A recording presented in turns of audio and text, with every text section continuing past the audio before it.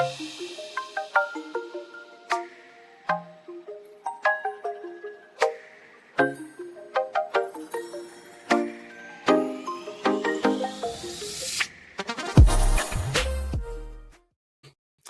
right, welcome back to the Mold Show.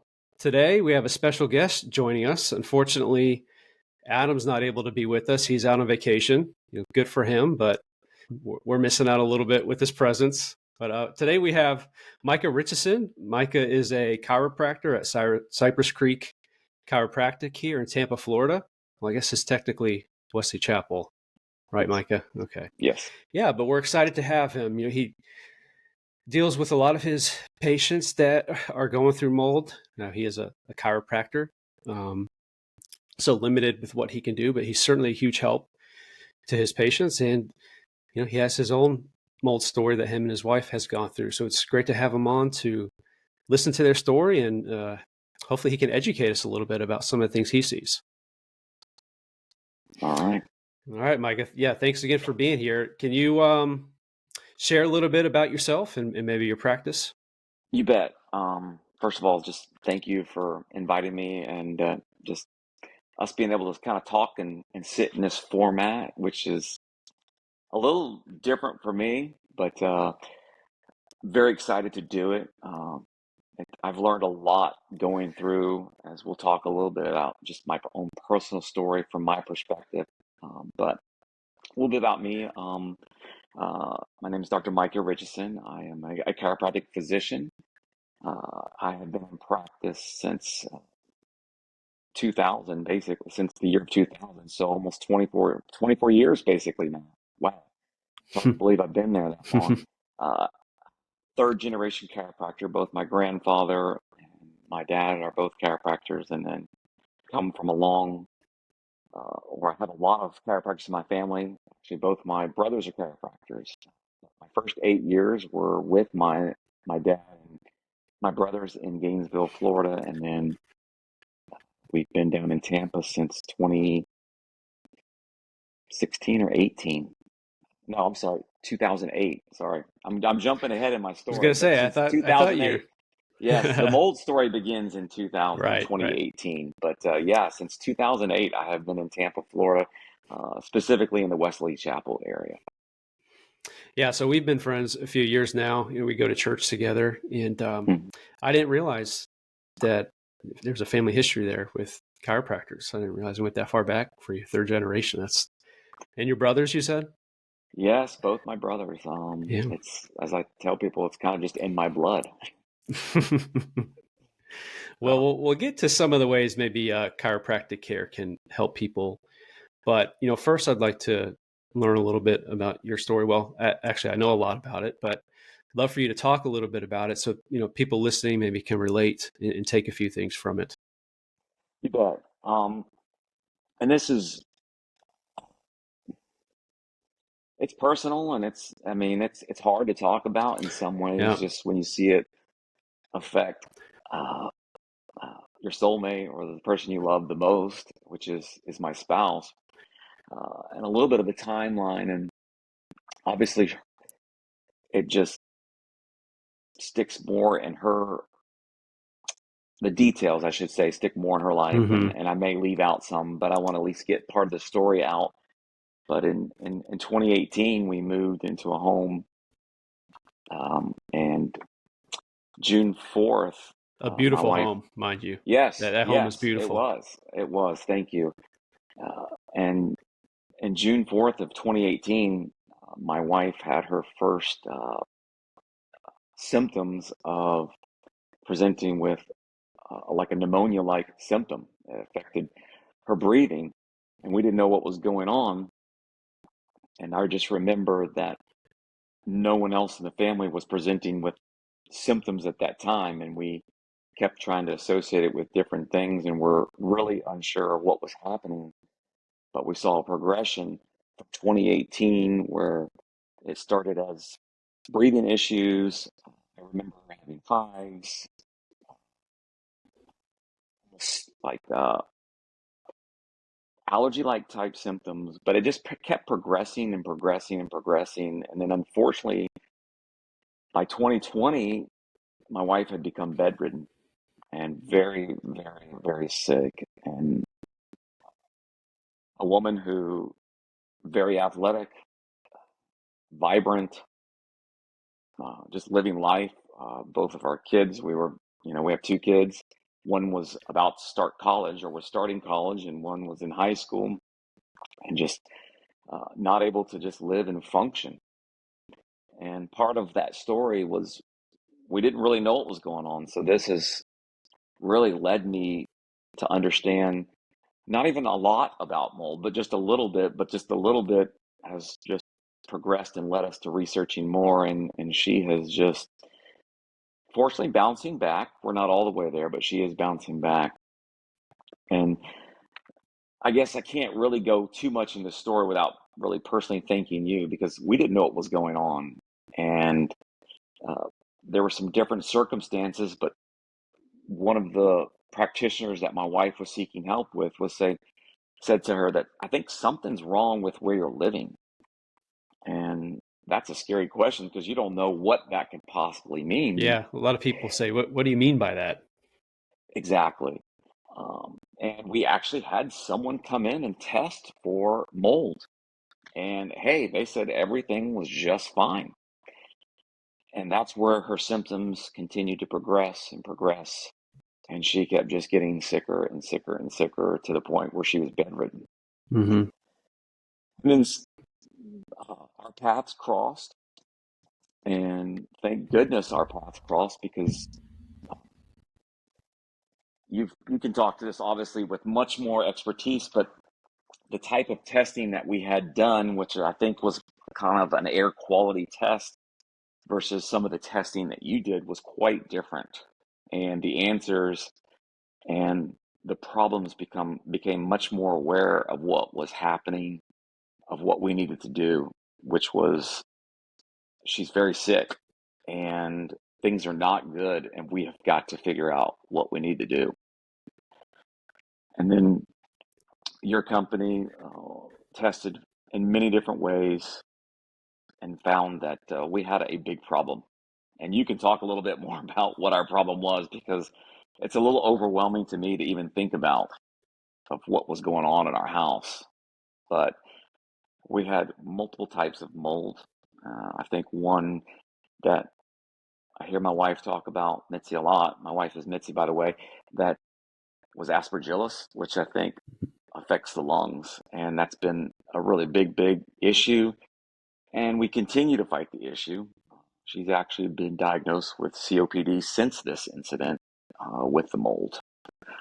Uh, since then, we've actually had to move out of the house even after remediation, just because of a progression of what the mold does, which it produces what they call microtoxins.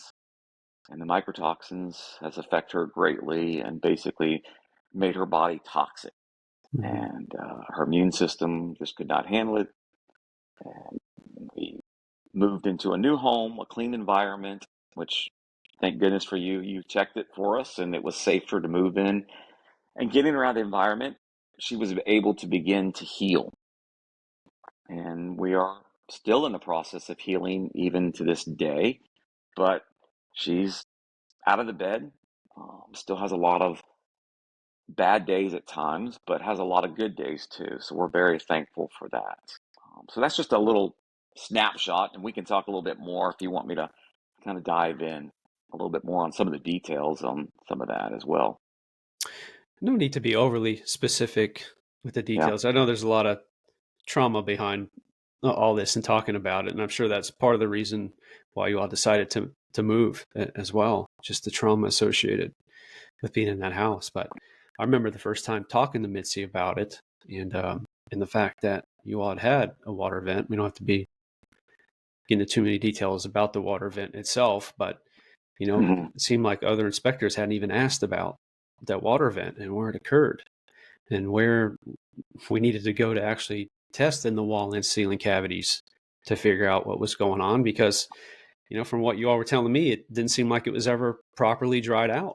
So there's a huge red flag, in my opinion, in an area where we definitely found some issues in adjacent areas that were impacted as well. So, Yes, and you saying that, and I probably left out the detail is how did this all start? Well, and it started with water damage in our home, hmm and you brought up the point about the water issue, and I've grown up in Florida my whole life and never even thought about some of these things. But you said something that triggered me is you asked the right questions. And so many times that's the problem is the right questions aren't being asked and digging a little deeper of why, because why as a woman who's been healthy her whole life, all of a sudden starting to get sicker and sicker and sicker, but everybody else in the household wasn't experiencing or showing some of those same signs and symptoms, which we'll talk a little bit about symptoms of that coming up uh, as we get to some of the questions we want to talk about. I know. yeah, you're exactly right. And we don't like to compare ourselves to doctors in any way, shape, or form because we're not. We're inspectors. But we like to look at the house that way. We want to understand the history of the home, what's known anyway. A lot of times you'll move into a house and you have no idea what the history is. If there is a history there, it could certainly help us diagnose the home and help us figure out where we need to focus our efforts if there's not any visible signs of current issues. Right. Yeah. Yeah, and I think that's the big problem is that just people don't consider the environment they live in. You're exactly right. You're exactly right. Going back to your house, there were some other areas where probably never would have known because it looked like it did have to do with the history of the property, which did lead us to some certain species and even some mycotoxins that we didn't want to see, but always need to be taken into consideration. I remember Mitzi posting pictures from her own wellness clinic and videos, pretty actively involved with that, even from your kitchen, posting some videos for people, trying to help them think about different things that could keep them healthy. And sure enough, she was standing right there, where one of the major sources was in your home. Right. Yeah. And just as I think about some of the stuff, and I've been through this so many times, when you go through different traumas in your life and you see people who have suffered, in my profession, I'm always asking about the why as well as how did this person get to here? But and people have asked me, well, why are the rest of you guys not getting sick? And if you think about the mom, she's at home, she's taking care of the home, so she was in that environment all day, every day. And, I'm at work 8 to 10 hours, 12 hours a day. So I wasn't in it as much as she was. And that's been one of the questions that people have said, well, that doesn't make sense. But you have to look at it from that very practical standpoint. The kids are at school, mom's at home, working, living in it 24/7. You bring up something that made me think.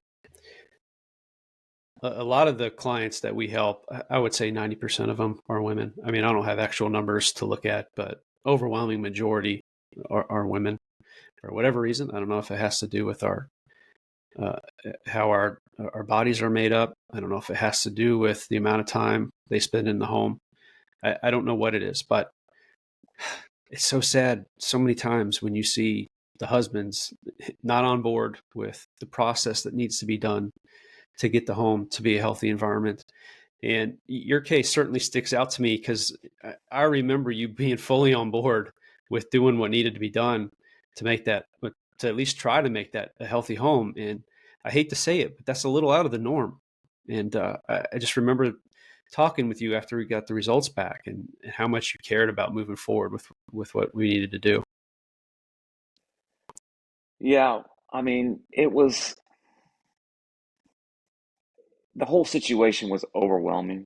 Um, and I tried to think of it and fix this in every possible way, but you know, knowing what was tested before, and not to say people did or didn't do things right, but in my opinion, obviously things weren't handled right who tested before, because obviously the type of testing that your all's company does revealed so much more. And it was just to see someone who healthy and vibrant completely not have health. And it doesn't matter how much money or how many things or possessions you have. If you lose your health, you don't have really anything. And there were some hard conversations with, talking with you guys of what needed to be done. And it was scary, to think about, we got to rip your entire kitchen. And for us, it was our kitchen and the ceiling and the flooring. And really, we got rid of almost every single thing in our home. And then you guys, your company gave us some connections with some different people across the country. We did sprayed with foggers, different enzymes before, and I think even after for sure, some of the remediation to kind of kill as much as we could to make the home as safe as possible. Uh, but at the end of the day, I had to ask myself, you know, what's more important? I mean, this is just stuff. This is just stuff. She's my wife. She's the mother of my children. We have a life, and I don't want to lose her. But if we would have stayed and continued in that environment, I don't know that I would have her today, as much as that affected her. And it's sad to say that, as we'll probably talk about, the medical system really failed us when we tried to go down traditional medical system on some of this. But I know you were saying that me being on board, it was hard in the beginning. It was hard because it just didn't make sense to me, that we had to just do all this work when me and the kids are fine, you Mm-hmm. know? Well, given your personal journey, Uh-huh. how did that change how you approach things, with your personal practice? Now, again, we want to stress that Mike is a chiropractor, right? So you mostly focus on the adjustments and getting the different systems kind of working together. But, how did that help you integrate things in your practice to maybe help people be aware of what could, if their indoor environment could be affecting them? Yeah, it's, it's opened my eyes. It's like you don't know what you don't know. And now some of the things that I'm seeing, and it's making me ask better questions to patients who aren't getting better with, if you, for a lack of a better word, traditional chiropractic care. Most people come to see me for neck and back pain. As we go through care and we start what I call peeling back layers of the onion, we find out there's certain things that they're not getting better with, um, whether it's musculoskeletal, whether it's other symptoms that are going on. And, also looking at from a wellness standpoint, we started to see that patients with symptoms that weren't there, and in our situation exactly, or similar to our situation, I didn't have a problem, but then all of a sudden I have a problem and I'm not getting better with, and most times it's more allergy-like symptoms with patients that I'm seeing. Uh, the allergy symptoms then progress to more digestive issues or what we call leaky gut. And you see this progression of a lack of being able to heal because there's a direct correlation between what we call the gut, brain, and your immune system.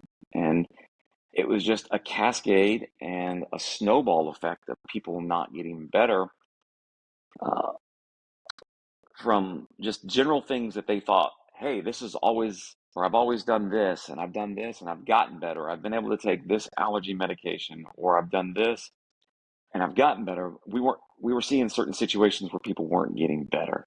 And I think that's where it made me think about my situation as, well, what's your environment? You know? And even in my kids, even though they weren't having some of the same symptoms directly or those visible symptoms of the itchy eyes or the allergy, or even like my wife had was breathing difficulty or even hives at times.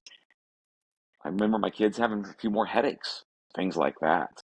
And we just think, well, you haven't drank enough water today, or you had a reaction to this, those kind of things. But that's not the case. When you start seeing things that aren't getting better, or things that keep reoccurring and reoccurring that weren't normally reoccurring the same way, that's when you really start have to asking the questions, what's different, Hmm. and the environment has to be a factor in that. I'm sure you hear a lot of people just using the old excuse, "Oh, I'm just getting old." I'm sure you hear that a lot when it's not normal for a 40, 50-year-old to be experiencing excruciating pain in certain areas, especially if they haven't had any type of traumatic injury or anything like Hmm. that. Just a lot of people think it's normal to feel those things. I don't think it is. No, I agree. And I tell patients all the time, listen, we're not going to play the old card here, because that's not the reason why we have some of these issues we're having. It's really not. My belief system is that, God did not intend us to be sick people. Um, he intended us to be healthy and thriving, and living. And I I don't like when people play that card on me, and I don't mean to take that lightly, because Hmm. obviously age plays a part, but Yeah. it's, uh, we just don't get sick for any reason. Hmm. There's always a reason why we're sick. Um, Exactly. Like you said, sometimes it takes peeling back that onion, to really understand. Now, mhm, we know that mold can cause inflammation all over the body. It just really depends on the person and who is exposed. So I'm sure you get a lot of patients, like you talked about, with the aching joints, the headache, digestive issues. I'm sure the list can go on and on. Are there any specific tests or assessments you use to validate, or I don't want to say convince a patient, but maybe nudge them to start considering mold as a potential factor? yes, only through experience, because in the beginning I didn't know. But and let me just say that, what I am saying and expressing, in this, talk and podcast that we're having, is my opinion and just my experiences. I am not trying to give medical advice. Hmm. People need to to talk to their physicians and follow their practitioners' advice on that. I'm not giving medical advice. I want people to think and ask questions about Right. why. And I'm But sure, don't be a Go ahead. sorry, I was just going to say, I'm sure by the time you're having that conversation, it's probably been several visits with a patient, and you're starting to, Yes. to wonder and trying to figure out different assessments you can do to kind of nudge them in the right direction and get them in contact probably with the right people that can help them. But I'm sure it gets to a point sometimes where you're like, I've kind of done all I can to try to help this person, and it just doesn't seem like anything's working. Right. No, you're right. And I tell people, you need to ask your doctor some of these questions. If they're not listening to you, find a doctor that's going to listen to you, because uh, someone's got to listen. Because one of my favorite questions to ask patients, especially when I see people who've seen this doctor and this doctor and this doctor, and they're on this, what I call the medical treadmill, and they're going and doing the same thing over, but they're not reaching or not changing, not getting better, is, okay, all right, you know your body better than anybody. You tell me what's going on. What do you think that's going on? And listen to the patient, and really, a patient needs to be heard, I think, and they're not being heard sometimes. And some of it is because the medical world is not, in a lot of senses, trained to deal with this type of issue, because they don't understand it. I didn't understand it. I didn't understand it until we had to experience it and live it. Uh, and I think you were asking me a little bit about, testing. Well, one of the things, what we started was, well, we went to Dr. Lewis. He's in South Tampa, which is 20, 30 minutes from us. And he did some testing with looking for different things, from some vision tests to some blood work. And then I think there was also some nasal swabs and some throat swabs that they did on Mitzi. I definitely remember watching, going through some of the testing she did, and just it was awful. It's not fun, Mm, especially, anybody who went through the COVID know that they go very high up in yeah, not pleasant. to get into that cavity. But doing that, it led to a layer of what we needed to do. And I think it jump started it, but it wasn't enough for us, being in health and wellness and chiropractic. We keep asking why, and we're like, there's got to be more answers and there's got to be some better solutions. And the testing doesn't always show in the medical world what's going on.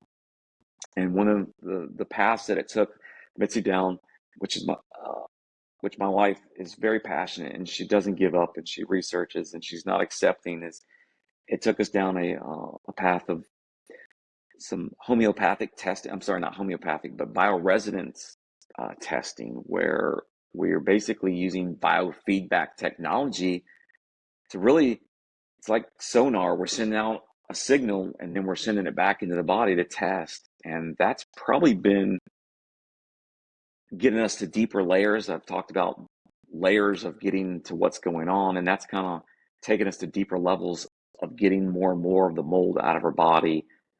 So that's been a big testing thing that I've seen progress her health, get her moving to another level of health by what we call that biofeedback or bioresonance testing.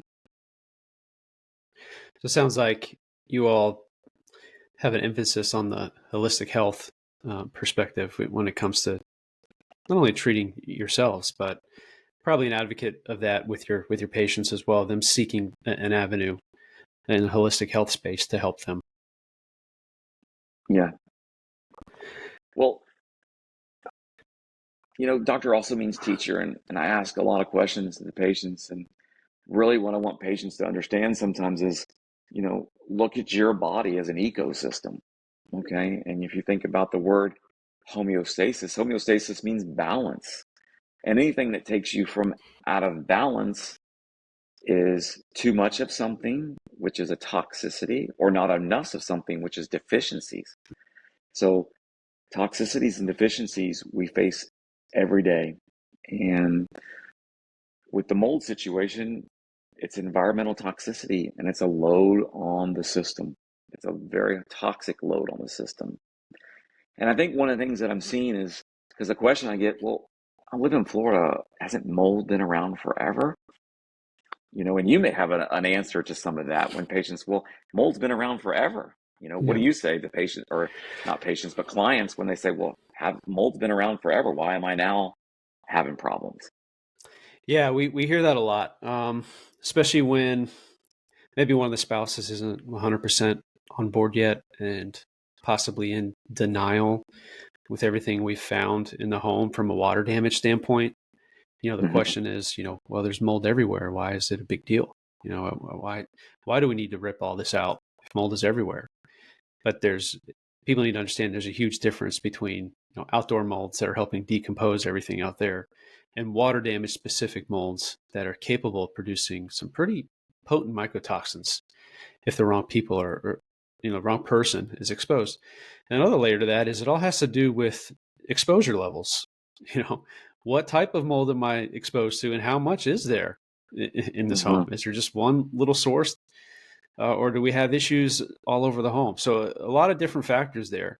I tell people all the time, sometimes we're in homes, one person is affected by a tiny little source somewhere where we found a colony and they're debilitated by it. And I've been in homes that I wouldn't wish my worst enemy live in, and seemingly everybody's healthy somehow. So it's just a tricky question to answer because the severity of what we think a home is really all dependent on the occupant's health. Right. And that's what I try to get people to understand. Um, I tell people all the time, heart disease is a 20 to 30 to 40-year process. You don't wake up one day with heart disease, do you? Hmm. But your lifestyle, it progresses, and then all of a sudden you have a cardiovascular event, or a TIA, or a heart attack, or you need a stent. It just didn't happen overnight. And one of the things we're seeing, and I think that's so different And I tell patients today, well, food's not the same as it was. Our environment's not the same as it was. We are living under such a much more toxic load on our bodies and systems. And it's like if I've got a leak in my house and that water is just dripping and dripping in that bucket, there's not a problem. I'm catching the leak. But as soon as it gets to the top of that bucket and it starts to overflow, I've got a big mess on my hands. And that's kind of what happens with symptoms of mold sometimes, is it gets to the level and the body just can't take it anymore. 100% agree. 100%. I mean, and a lot of times it's something as simple as a traumatic event in that person's life, whether it's physical or not, that produces that stress on the body that all of a sudden triggers the symptoms. In my experience, anyway. Again, I'm not a doctor, but you're going to hear me, Adam, our guest, probably say that a million times over the course of this podcast. We're only 6, 7 in by now, but we see it on a daily basis. And in my mind, that doesn't happen by chance. There's something going on here. Correct. Well, and just, I love analogies, and I tell people all the time is people come in and say, especially we'll just use back pain. Well, all I did was bend over and pick up my sock and my back went out. Or, hey, I just slept wrong and now I have all this pain. Well, how many times have you picked up something wrong? 100, 200, 300? How many times have you slept wrong? Once, twice? Why now is this instance or this particular episode lingering and staying with you versus all the other times it went away? It's because the problem got to a point where your body, your immune system, when we talk about mold, can't handle the load anymore. It cannot physically handle the load.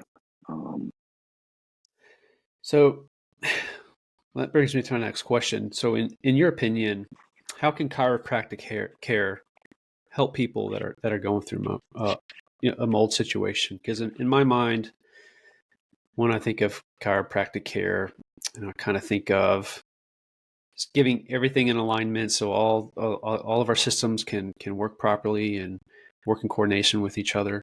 What are some ways that you believe it can help?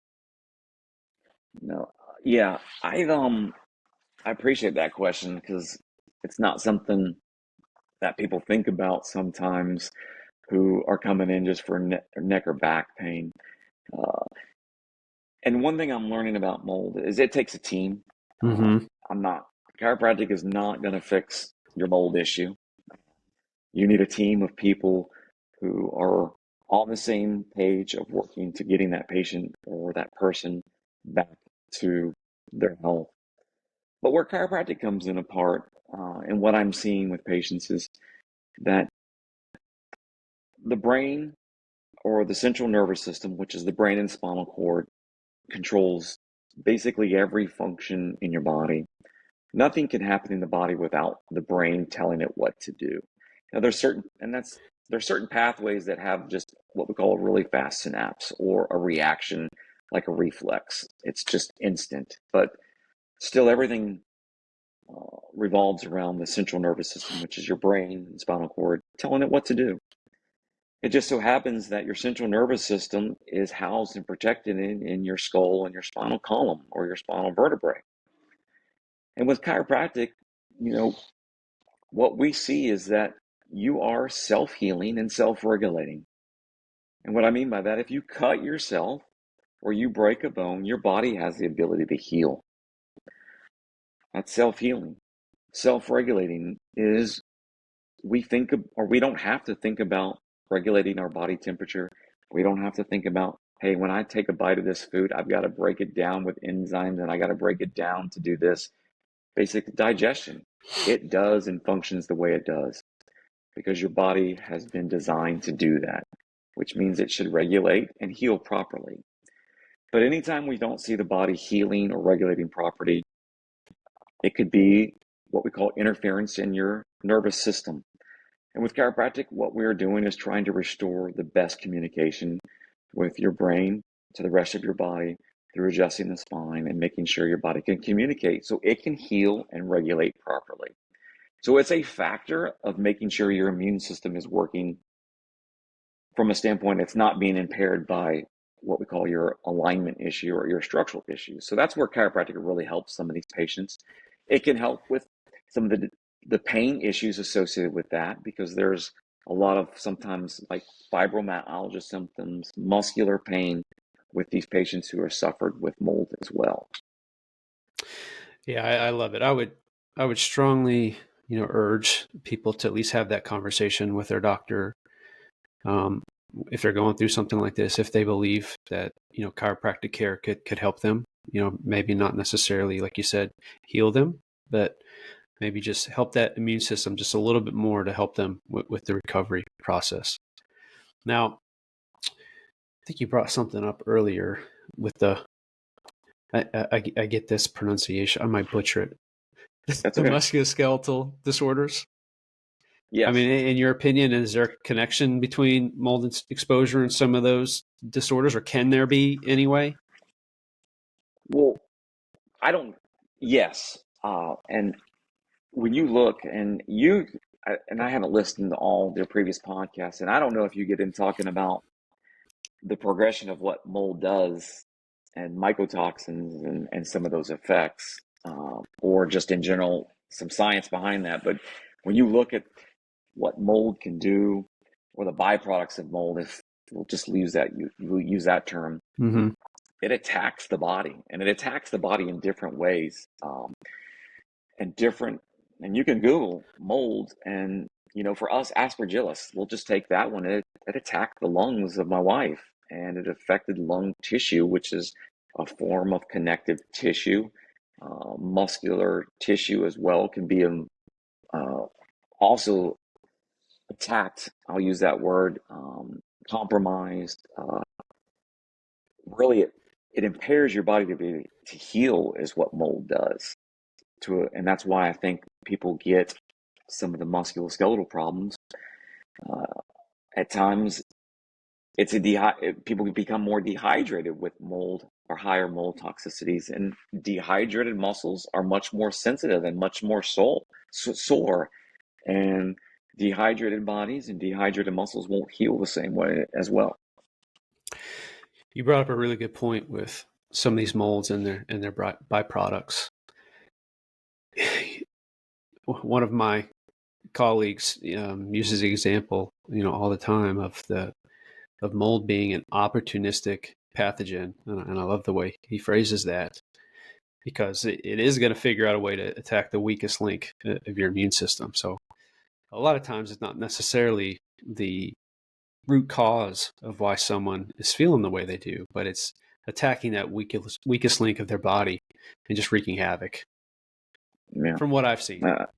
You're exactly right. You're exactly right. I mean, most of the time, you hear elderly who, every year we'll hear reports, well, they died of pneumonia, but there's about 6 to 10 other health factors going on. It's just that was the final straw that their body couldn't handle anymore. Yeah, Mm-hmm. opportunistic. That's exactly right. That's an opportunistic disease, a mold. And what it does, it attacks the weakest links. Well, I don't want to keep you here too long, Micah, but I do have to ask, is there any Mm-hmm.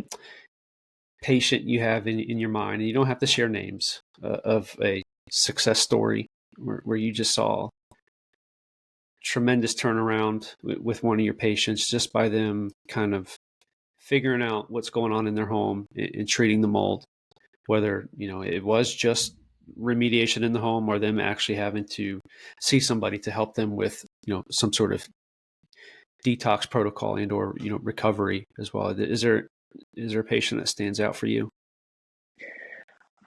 There is one that stands out, and she's still a patient to this day. I think she was 12 or 13 when we first met, and I actually saw her for more musculoskeletal issues. She was a swimmer and actually practicing to be a acrobatic swimmer underneath the water. I don't know all the details, but she had she sprained her neck, and she came in, and then we worked on that and developed the relationship with her family, and they just became part of my family. And then a few years later, they had an issue with water damage from some water that came to the house, and it happened to come into her bedroom. It was somewhere around the time when we had started and hearing some of the things that my own family with my wife was going through. And I was giving some suggestions of, listen, first of all, you gotta get to finding out handling the remediation. You've got to get rid of the mold. If you don't get rid of the toxic poison that's there, then she's going to continue to get sicker. But uh, referred her actually to the physician that we started with, Dr. Lewis in South Tampa, and got her on a protocol and went through a lot of nutritional. And that's the one thing. A lot of nutrition is super, super important for people who suffer with mold, because you got to get it out of the body. Um, so we went to a protocol of using binders and other nutritional support products, and she had a road of recovery. It's nothing instant. It doesn't just change overnight. But she's now married. She has a little guy that I get to see, that she brings in, a little 3-year-old. And she's moved to Jacksonville, but her mom and dad and both of her grandparents are actually patients of mine. And just to hear and find out about how she's doing. And her mom was in just a couple weeks ago, and she's like, I never thought about our story. And I won't say her name. I'm trying not to say her name because it's just protecting her name, but No, understood. how much you helped her, Yeah. and just like how our paths crossed. And if we wouldn't have done some of the things you had asked us to do, or just your recommendations of doing this, we don't know where she would be. We don't know that she would be a mom today, and that we have our grandchild, which is our first grandchild, and things like that. So yeah, I was just I played a small part in that, of just really just giving some direction, of saying, hey, don't ignore this. Mm-hmm. Don't ignore the problem. Don't ignore it. So I love that story, but even more than the story, I love seeing the joy on your face talking about it. I think that truly Yeah. shows how much you care about the people you treat. It's Well, great to thanks. see. I And appreciate that. it is a good feeling. You know, again, like you said, we play a very small role in the process, but when you see people's lives completely turned around, it's hard not to smile when you see them and get to talk to them again. Yeah, it is exciting. And it's just, this is opening a lot of doors for us, our journey. My wife has become so passionate, Mitzi has been so passionate, that she doesn't want to see people have to suffer the way she suffered. And she's working with more and more mold people. She's working with people from Virginia. She's working with some friends of mine in Kansas now, and helping them, which is really exciting. And just helping them get some questions answered. And I think the neat part is uh,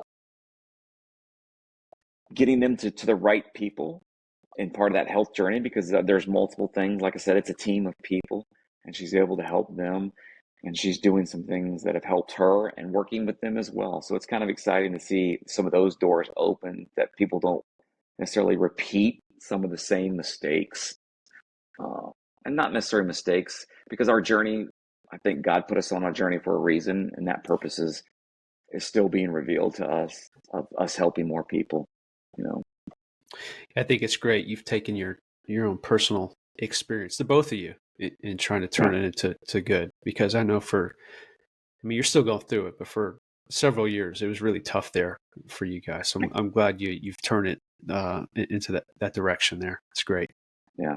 Well, and like I said, I can't thank you guys and your company enough for, like I said, you guys found it, and knowing that there's a problem, that was huge. And then offered us solutions, which was phenomenal. So thank you, Sean, to you guys for sure. Thank you, thank you, thank you. Well, I can't thank you enough for coming on, Micah. I know you have long days. We're doing this at night, so it's been a long day It's all for right. you. I can't thank you It's enough okay. for hopping on. I know Adam wishes he could have been on to chat with you too and ask you some questions, but he's out having a good time with his wife on vacation. He deserves it. He's been working hard Well, too. well, good for him. I'm Yeah, glad to hear it. And maybe we'll have to do this again sometime. yeah, So for maybe sure. that'd be great. All right. But yeah, for everyone out there, thanks for listening, and we'll see you next time. All right. Thank you. The content in this podcast should not be taken as medical advice.